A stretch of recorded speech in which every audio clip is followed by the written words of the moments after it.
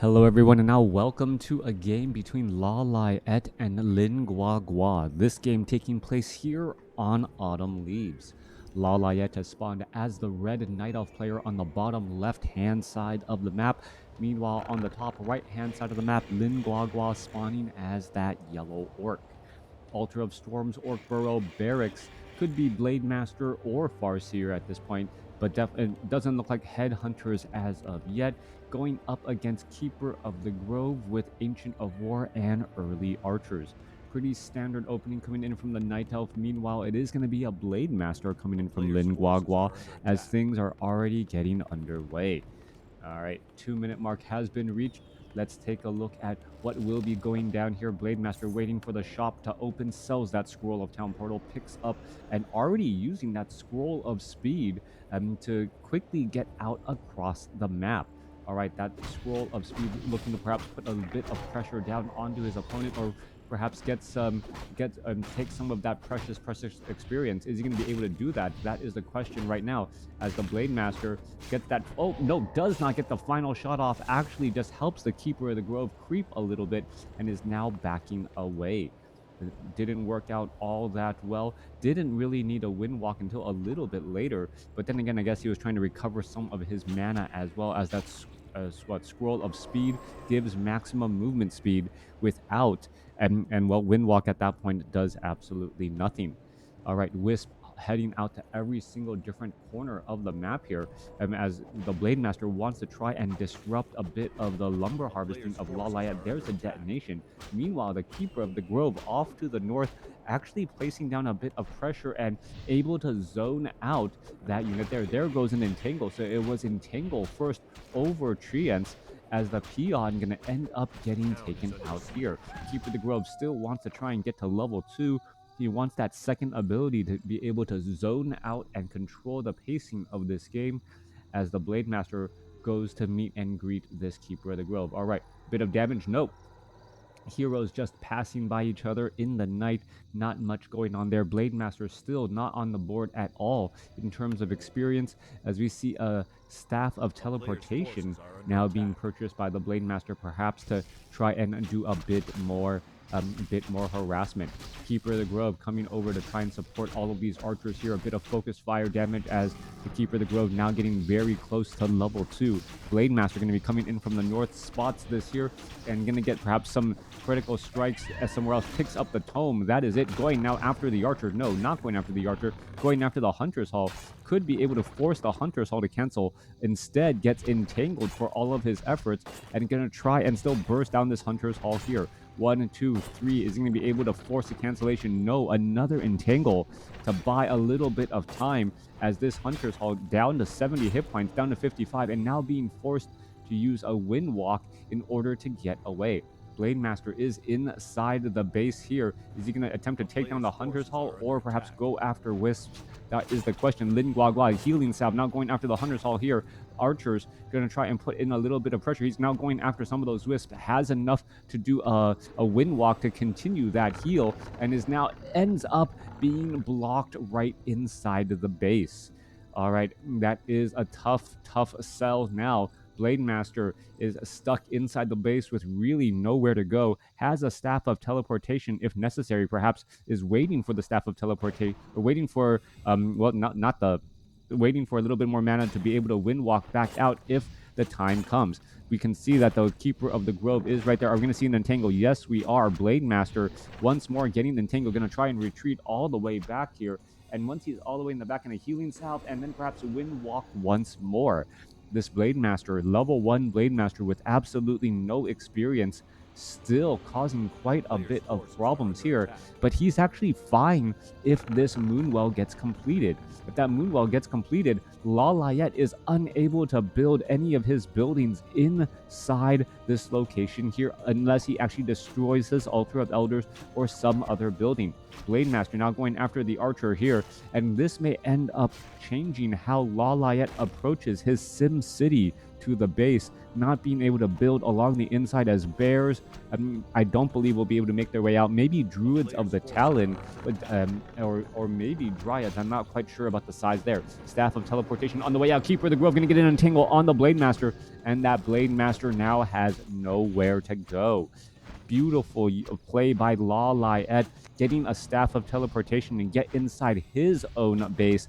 Blade Master has nowhere to run, and the Blade Master, well, gets a new chance at life 6 minutes into this game, and still not on the board with any experience. Back off to the north, Shadowhunter has excuse me, has some wow. has some experience and is now going after this northern creek camp here. We all knew the Blade Master was going to fall. It was just going to be a matter of time. Keeper of the Grove now joined alongside a Pandaren Brewmaster as it looks to clear out this skeletal creek camp. Shadowhunter sitting at level 2. Blade Master should resurrect very quickly at level 1, and well, both heroes will be ready to get back out in the play.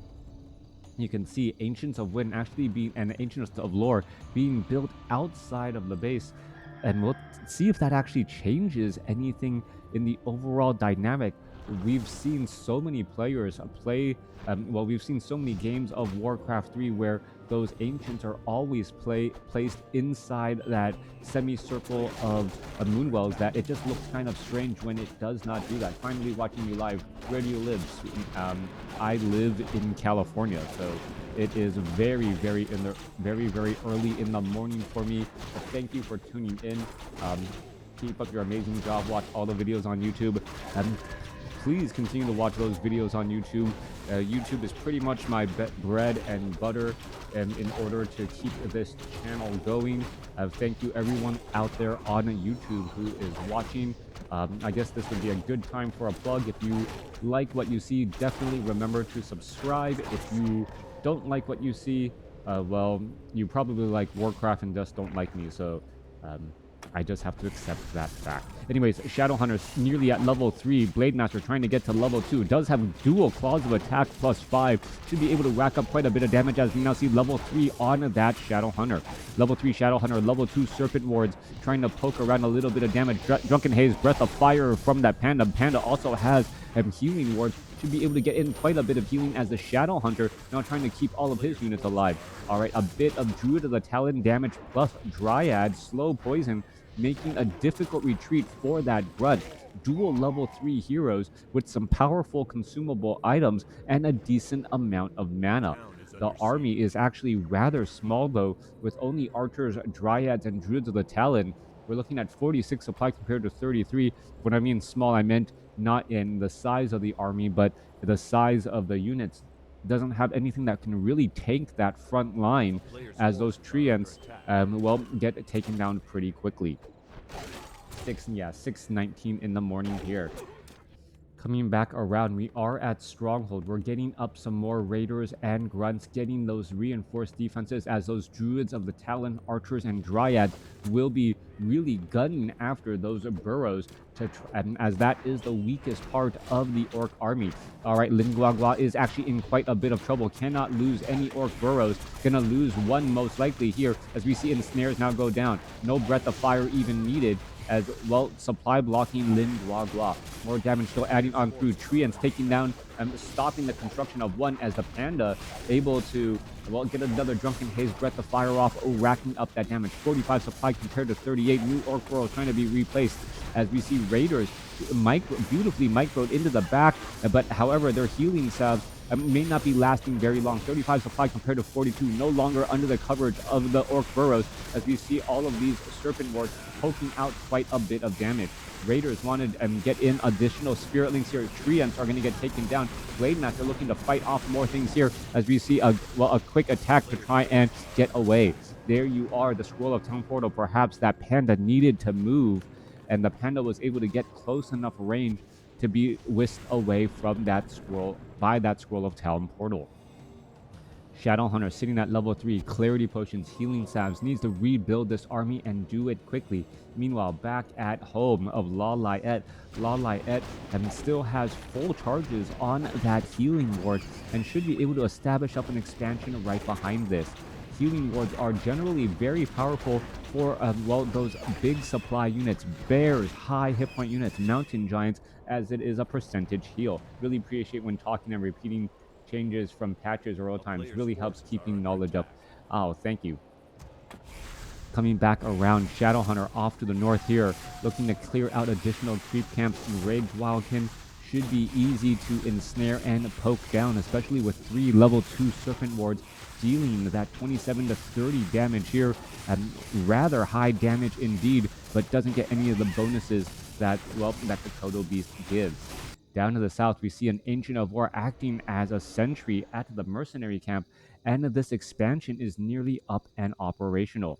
Blade Master needs to find a way to heal up quite a bit of damage, but there is no army here that he really will need to compete against. Blade Master sees the Wisps here. Is he going to try and take down Wisp? One Wisp could get taken down. There's a critical strike, trying to finish off Wisp after Wisp. Now going after more and more of these units. The Wisp are just trying to get inside that gold mine. Is another going to get taken down? Yes, it is. And finally, with enough room, this entangled gold mine and mining will start happening.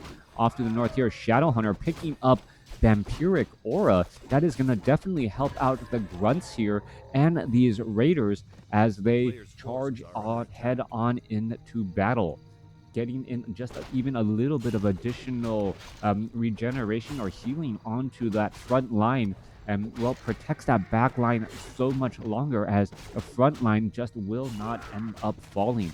We're looking at the Brigands getting finished off here. A Wand of Lightning Shield could be useful. The question is whether or not he's going to try and make room for that item at all. Raiders now making their way down. Shadowhunter, there's going to be a potential creep jack. All of the units are in a single file line and going to get separated right here. Staff of Teleportation inbound as the Blade Master getting ready for all of the action. Blade Master trying to go in after all of these units. Blade Master going to be benefiting from that Vampiric Aura as well, and now trying to rack up more and more damage. Blade Master seen at level 3. Shadowhunter is at 4. Keeper of the Grove is just outside of 4, as we see the healing ward getting cleaned up there. Right, Lin Guagua doing a great job. Staff of Preservation saving LawLiet's Panda as a Druid of the Talon. Well, Druid of the Talons are going to get taken down, as we see a couple of ensnares go down as well. Blade Master continuing to chase after all of these units. LawLiet, getting punished by so many raiders, being able to land ensnare after ensnare. LawLiet down to 52 supply. You remember, he had about a 10 to 15 supply advantage for quite a while, but the Panda comes back around, gets off a big breath of fire, and now placing down a healing ward as well. All right, LawLiet Mud Golem could get taken out here. We're looking at LawLiet with an economic advantage. He wants to live and fight another day, as all of these units are getting, well, finished up. Another archer gets taken down. Shadowhunter nearing level 5. Off to the north here, Treants trying to make a bit of a party here, trying to disrupt a lot of the lumber harvesting, as we're going to be looking at Lin Guagua perhaps trying to put pressure down onto the expansion here before it gets too operational. All right, Raiders will take quite a bit of damage against that Ancient of War. Normal damage when attacking here, as the Blade Master going to try and engage. There's another Breath of Fire. I don't see any scrolls of healing. Or no, Blade Master has a scroll of healing to try and counteract one more Breath of Fire. Should be trying to use that scroll of healing soon. Already used it there, as the Brewmaster and the Keeper of the Grove is trying to hold on to this expansion. If LawLiet can hold on to this expansion, the economic advantage may be too much. Meanwhile, the Blade Master trying to just continue to gain experience. Scroll of Speed, Tactical Retreat once more, as the Serpent Wards are still poking around and acting as main damage dealers. Blade Master continuing to heal up once more. Are we going to see more damage getting racked up here, as archers, well, Raiders are saying thank you for training up an archer right now. LawLiet training up an archer, the Ancient of War not attacking back in time, and actually the Raiders regenerating hit points because of that Vampiric Aura. Remember, siege damage against fortified buildings, and well, that actually turns out to be much, much larger, as we can see an Ogre Mauler in the belly of that Kodo Beast right there. Oh, you know what? If anyone out there, I want to see a 2v2 strategy where it's Night Elf and Orc. Orc goes in with Kodo Beast, eats them, eats up a unit, and then Staff of Preservations that unit out. And then, just rinse and repeat that strategy over and over and over again. I want to know how feasible that strategy would be. Blade Master sitting at level 4. Shadowhunter sitting at level 5 now. Level 3 Serpent Wards are going to represent a large amount of piercing damage. You can see giant chunks of hit points just falling off that Dryad as the Treants are getting, the Treants are getting absolutely disenchanted here. All right, Serpent Ward looking to continue to focus down more units. Lightning Shield onto a Spirit Walker. As we're coming back around, there's a nice Breath of Fire. Panda could be in trouble. Panda has plenty of mana, but not that many survivability items. Staff of Preservation, however, does the trick there as the units are now looking to retreat back. All right, Blade Master continuing to, try and catch some of these units. A couple of ensnares could work. Blade Master could windwalk. There goes an ensnare down. Blade Master should actually have just gone after the archers there. Let these fleeing, trailing units, and no endurance aura means that the units are, able to actually get away a little bit more easily. One raider actually getting taken out there as the army of LawLiet turns back around. Kotobe's continuing to fight here, perhaps going to try and chomp on at the bit for some of these additional units as the Panda comes back around. You got to believe a Drunken Haze and Breath of Fire is inbound as the Raiders are now trying to retreat. All right, Mirror Image breaking free from that, and I believe that was an entangle there as the Blade Master now heading back off to the north. A little bit of damage over time from that Drunken Haze, Breath of Fire 1-2 combination. Panda could easily, nearly misses one grunt there. Lightning Shield and trying to finish off some more of these fleeing units as well as that Raider now comes back around. The Panda landing a good Breath of Fire could have been enough as the grunts now headed back off to the north. All right. Expansion completed for Lin Guagua. He needs to protect it as there's only 4 minutes of mining left. All right, Mud Golem and Forest Troll Berserker cleaning things up off to the north. Blade Master not going to be coming back down. There's a Breath of Fire across multiple units. Shadowhunter has some mana. Blade Master with that Vampiric Aura able to stay or continually heal himself slowly but surely as we're looking at a Potion of Lesser Invulnerability now used by the Keeper of the Grove. Blade Master has a Potion of Invulnerability. Is he going to be able to break free? Trying to go after all of these units here. Keeper of the Grove, Scroll of Count Portal quickly going to be used there. Druids of the Talon could get finished off. There goes one, but still not getting up to level 5 on that Blade Master. All right, the hero level advantage has now turned around and now in Lin Guagua's court. Lin Guagua, however, needs to find a way to heal up all of his units as he is still behind in terms of army size. He does have a bit of an economic advantage by dodging those taxes, and perhaps he's going to buy some more powerful consumable items as well to be used in the upcoming battles. Players sometimes ask me, why are they not building such a large army? Well, consumable items, potions of greater healing, potions of lesser invulnerability, scrolls of healing are all very, very powerful items that have an immediate effect on the battlefield. If you have, item slots available, it is fortuitous and smart of a good economic decision to stay out of low upkeep while having those consumable and then stocking up on those consumable items before going into low upkeep. Right now you can see LawLiet sitting at 59 over 80 supply. He could have bought some more consumable items and stayed at the 50 supply range and now started to build up a larger army. So Lin Guagua here has more consumable items and should be ready to go in just a moment. Treant off to the north here trying to do a little bit of disruption. Thank you for the follow, aka Loki. Also, as we're looking at a couple of ensnares, most likely going to go down onto the dire frost wolves. No, going straight up onto the granite golem, trying to rack up some of that damage. The granite golem now pretty much completely surrounded. Going to try and walk around the other way and going to be giving free experience to this Blade Master who picks up Endurance Aura. That's exactly what he needed to see. Faster movement speed to pick off all of those units. Meanwhile, LawLiet getting triple Goblin Sappers. All right, triple Goblin Sappers. The Spirit Walker sees all of this happening. What building are they going to be trying to target? That is the question. Going straight after the Stronghold, perhaps. There goes one. Well, there goes an Ensnare, trying to finish off some of those buildings, and the Voodoo Lounge could end up getting taken down. Army of Lin Guagua trying to retreat all the way back. Repairs are in order to try and hold on to this Stronghold, as the Peons may try and jump inside those burrows. Lin Guagua retreating back here. Blade Master seeing that level 5 big damage increase here, as he now has endurance, or should be able to attack even faster as he's going after all of these targets. All right, there goes a Mud Golem mirror image going back through, trying to shake off more and more of that damage. You can't tell which one is the real one, really, as the Blade Master slicing and dicing through his way of Dryads and Druids of the Talent. Off to the north, Treants all getting cleaned up, and it is safe to say now that Lin Guagua, who has been behind for much of this match, has pulled even and maybe starting to pull a bit ahead, as the Shadow Hunter is now getting closer to level 6.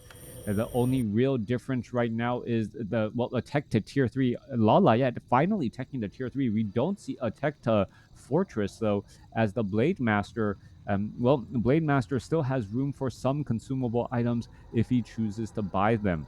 Shadow Hunter with plenty of consumable items as well. Dual potions of mana, scroll of healing, and a scroll of speed should be able to put in pressure as Lin Guagua tries to close out this game. Tree of Life here in the center, and trading expansions at this point. Well, all you got to do is make sure you have more expansions than your opponent, and that's exactly what LawLiet is doing. LawLiet saying, you know what, I'll gladly trade this expansion here for your only operational expansion. That is not a problem. All right. No scroll of Town Portal here to easily save. What is Lin Guagua going to try and do next? 54 supply compared to 57. Do we have pillage? No, we do not have. No, it looks like we might have. No, we do not have pillage. Just trying to finish off some of these units here. Mountain Giant taking quite a bit of damage. Grunt's going to be joining in. That's going to be poking down through. Shadow Hunter is going to get to level 6 off of this. And now level 3 Healing Wave, as Big Bad Voodoo would just be too easily countered by that Entangle. Level 6 Shadow Hunter, level 3 Healing Wave. Meanwhile, Druids of the Talon, Dryads looking to destroy all of these fortified buildings. Down to the south here, a new Ancient Protector being built at the expansion location. So Lin Guagua, well, now having to deal with antic tactics of LawLiet, as this turns into a base race scenario. All right, Shadow Hunter is here. Serpent Ward is going to get placed down. Entangle, Scroll of Town Portal, hit and run tactics coming in from the Night Elf instead of the Orc, as that Raider ends up surviving ever so barely. The Raider may want to try and get a love tap on that unit there, gets a Healing Wave instead, as we still have 40 gold in this gold mine. Lin Guagua could be in trouble, as we still see an operational gold mine for LawLiet. All right, as I was trying to explain how Lin Guagua has taken the lead, LawLiet's like, no, Crota, I'm going to prove you wrong and show with superior targeting why I am still in this game and perhaps in control of this game, even though I have lower hero levels. The longer the game goes, the better it will be now for LawLiet, as he does still have an economy going for him. Spirit Walkers, Kodo Beasts, well, trying to stay close here, and Lin Guagua actually seems a bit confused on his options and what he should be doing. All right, well, there you go. Raiders walking on by, now spotting that wisp there, as we're going to see an army engage here. All right, Treants now joining on the battle. Blade Master, the quick disenchant onto all of those Treants. Blade Master, if it gets up to level 6 though, all bets are off, as Blade Storm could easily destroy this very, very weak back line that is the main damage output for LawLiet. We see Druids of the Talon now have mastery training and have gone into Cyclone. Blade Master constantly getting picked back up, but the Shadow Hunter, once it places down those Serpent Wards, his, well, that damage is still there. 45 supply compared to 55. Blade Master, is it gaining experience? Potion of Invulnerability could be used. Instead, using Mirror Image, trying to force multiple Cyclones down, as we now see a level 6 Mirror Image Blade Master and a level 6 Blade Master as well. Raiders are trying to do hit and run tactics here. Raiders could easily go after the entangled gold mine as well, forcing some repairs from that location. Shadow Hunter, well, Potion of Mana straight up. Spirit Walker, Spirit Link. There's a Kodo Beast with a, well, digesting a Treant. I'm not sure if the timed life is gonna happen first, or if it's gonna finish digesting that meal first. As the Treant, well, no, looks like he'll end up getting digested. Keeper of the Grove heading off to the north here. Meanwhile, we're looking at the Wisp keeping track of the blade, keeping track of the expansion. A new, well, Great Hall now being placed down, and a couple of key tactical buildings. Treants are right here, and here we are. Peon needs to try and escape. 429 gold. A new gold mine being built off to the north. One grunt trying to hold on to there, as the expansion down to the south of LawLiet looks like it is going to get cleaned up rather easily. That vampiric aura, well, keeping all of these units alive and well for a lot longer than they should. You can see that Raiders, how many hit points? Well, nope, can't quite tell how much it is regenerating, but it is in fact doing so. Off to the north here, Druids of the Talon going after the main base, trying to take down the stronghold. Is that going to work as a strategy, as the Tree of Eternity has moved itself over to the center portion of the map and trying to establish up a new gold mine as well? Grunt going to finish off a Wisp off to the north here. Meanwhile, Blade Master going to engage. There is that, well, Blade Storm trying to slice and dice his way through multiple units. Dryads, Druids of the Talon all taken down. We're looking at 33 supply now compared to 29. Army of LawLiet is significantly smaller. As you can take a look, there's only one worker for Lin Guagua, and that's this worker inside this Great Hall. Tree of Eternity needs more time to entangle this gold mine, and if it can start rebuilding, that would be absolutely key. Down to this, well, Wisps perhaps could be trained, or are they being moved on over? Not quite sure yet, as we're looking at the Keeper of the Grove trying to take down this Great Hall from being established. All of the Treants off to the north, they can be dispelled rather quickly. There's some Healing Wave. Scroll of Town Portal used now by the Keeper of the Grove. Treants are all going to get whisked away here in just a moment, and this Great Hall looks like it will live to fight or live to mine another day.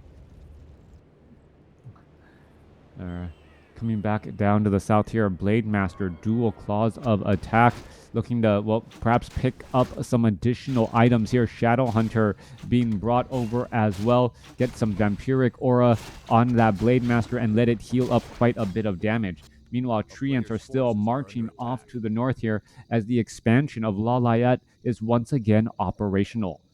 LawLiet, if he wins this game, or if he loses the game, would have definitely mined more gold than his opponent. Lin Guagua now trying to hold on to this stronghold, as the stronghold is, well, getting beat down by multiple Treants again. Blade Storm is such a powerful ability, going up against just all of those Druids of the Talon and that entire back line.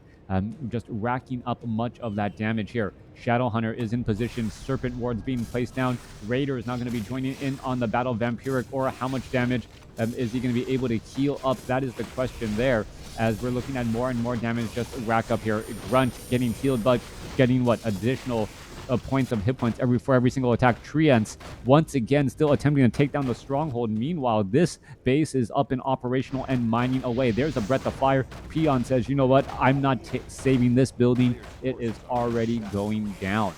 Shadow Hunter, Blade Master units now continuing to make their way through. Down to the south here, we could see a number of easy buildings getting taken down as well, just ripe for destruction.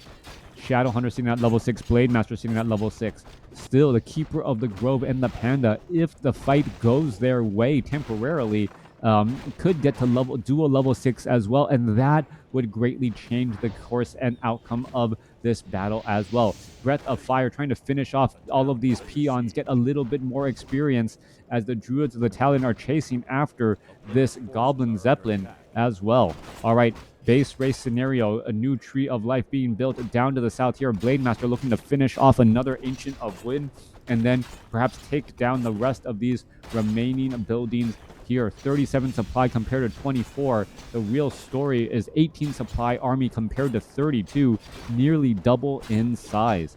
All right, what is this? Scroll of Town Portal, perhaps trying to save off to the north here. Peon trying to save, and here we are going into an engagement. Our Brewmaster has a Potion of Lesser Invulnerability, trying to finish off this Great Hall. Treants are still trying to take it down. Disenchant continuing to happen here as the Spirit Walkers are up level 7 now on the Shadow Hunter, as the Mud Golem going to get taken down, now adding in Hex to the mix. Blademaster does not have Endurance Aura any longer, not able to catch up to that Brewmaster, as Druids of the Talon are going to show up to the party and then finish off that Grunt right there with that magic damage. 19 supply compared to 30. Blademaster, well, Cyclone picked up right there. Blademaster looking to get in some big strike. There was, what is, oh wow, Windwalk Strike, only dealing 40 bonus damage, but LawLiet is going to end up getting that taken down too. Blademaster does want level 2 Windwalk to be able to run around the map very efficiently. Meanwhile, down to the south here, LawLiet's expansion is trying to entangle that gold mine once more. All right, we are looking at Pillage. So LawLiet has Pillage, and LawLiet with Pillage may end up being able to train up more peons and rebuild his economy. He was below 50 gold for a while, and now with Pillage, able to get it going again. Perhaps, no, unable to train up anything as he doesn't. Where are all of his workers? His workers are there. Yeah, worker is right there. Now finally able to train up as he has supply cap to use.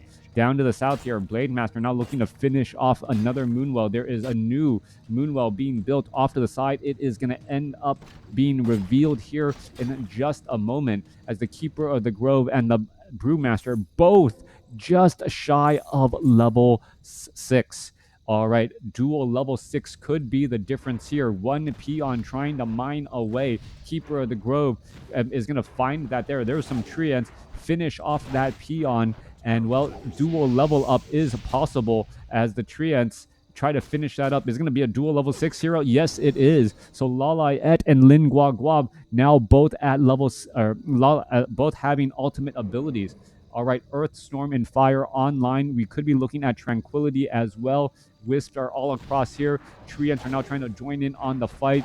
Are we even going to see Earth, Storm, and Fire here? All right, buildings getting taken down. There goes one building. There goes another. That's a lot of treants here. And suddenly, this base race scenario is looking rather good, as Breath of Fire on a Brewmaster could end up winning it. Coming back around, there's a handful of buildings. The treants are still destroying many of the buildings here. Keeper of the Grove not being tempted, knowing that this is a true base race scenario, trying to take down all of these buildings here. But there is an Orc Burrow being hit into the south and a watchtower being built there. With that said, Lin Guagua has no real chance of losing, as there's no way that the watchtower off on this island will be cleared. Keeper of the Grove trying to finish things off here. Blademaster looking to take down. There's Earth, Storm, and Fire coming online as the, thank you for the follow, as the Blademaster now going after the Keeper of the Grove. Some big critical strikes. Are we going to see an ensnare? No one. There's the ensnare finally, as the Blademaster going to be able to finish off that Keeper of the Grove there, now getting up to level 7. Earth, Storm, and Fire still available here. Wisps there. Where is that Moonwell? Or there is that Tree of Life. Tree of Life getting a detonation there. Keeper of the Grove, yeah, we know fell at level 6. And this Moonwell, this last building, the only footprint that LawLiet, or permanent footprint that LawLiet has on the map. And once that building is gone, well, LawLiet will have to throw in the towel. All right, both sides frantically looking for where their opponent's last building is. And well, off on the corner of the map, and Lin Guagua takes the game. Beautiful, beautiful game here between Lin Guagua and LawLiet. Taking a look at the resource score, you can see Well, what exactly I was talking about, LawLiet mining of 5,000 more gold than his opponent, and that is after losing that gold to upkeep. That is a major, major difference there. But all that gold did was it just translated into a higher level heroes for Lin Guagua. Great execution by Lin Guagua, making sure to keep those heroes and his units alive, and in the end was able to outlast his opponent in this 35 minute, well, I wouldn't say marathon match, just long run cross country match here. Yeah, great game. Thanks for watching, thanks for listening, hope you guys enjoyed it.